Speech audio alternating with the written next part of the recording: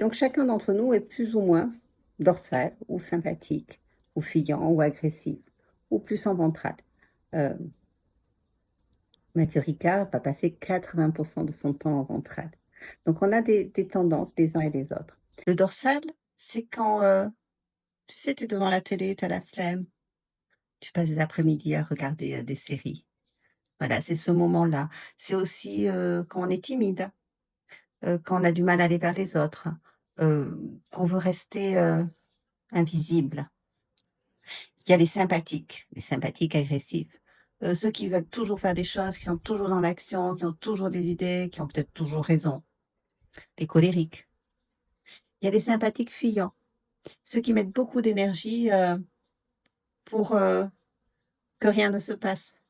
Ça va être des gens, par exemple, qui, racontent beaucoup de blagues, qui prennent rien au sérieux. Ça leur évite de s'impliquer. Ça va être ceux, qui disent oui à tout, mais qui ne participent jamais, ne mettent pas la main à la pâte. Et puis en ventral, c'est l'endroit de la sérénité, là où tu vas te sentir, heu, en joie, en paix, où tout est OK. Tu sais, c'est aussi, les moments de grâce. On on peut être en sympathique et ventral. On peut mener une action de manière active en étant en grande sérénité. On peut être en dorsale quand on choisit, par exemple, de faire la sieste et être dans un état de sérénité. Les états ne sont pas incompatibles.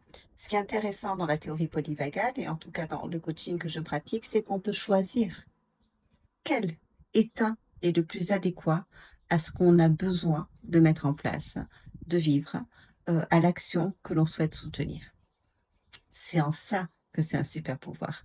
À bientôt les belles.